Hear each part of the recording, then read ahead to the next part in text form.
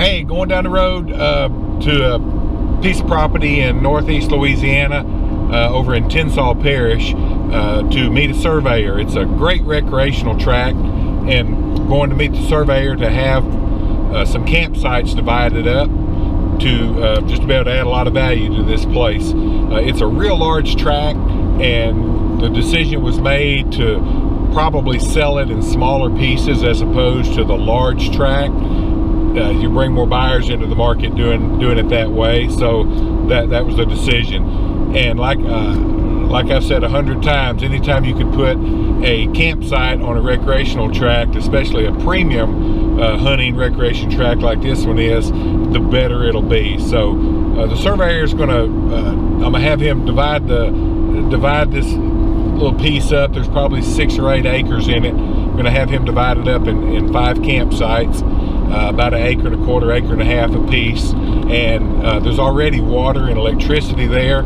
I had that done quite a while ago. So the campsites with utilities on a high-end recreational track, it will get a lot of attention, and it'll sell a little quicker in the fact that we're selling smaller pieces, you know, a couple of 100 acres as opposed to a couple thousand acres. So anyway, one of the things that I've always communicated to our sellers when they have a piece of recreational property, I've said it, I'm videoing it, I've written about it, I've communicated it every way I can. Sometimes if you can make these type of improvements, you'll sell the property quicker and you'll get more money for it. And that seems to be the goal when you sell a piece of property. So sometimes this makes a lot of sense. We're going to spend some money on this surveyor. They don't do their work for free, and it's not cheap, but the added value will be more than worth it. So it's a return on investment.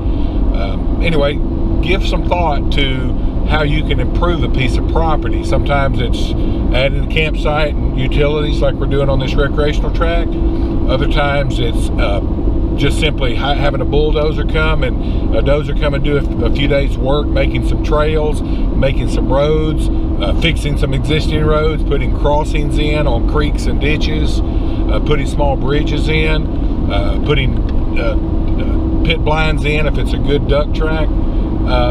1,000 different things you can do to improve a piece of property to attract buyers and get them to pay top dollar for a track, as opposed to having to discount it over time because they're going to have to make improvements themselves. So anyway, we're going to go get this knocked out today, and I think it'll pay off in the future.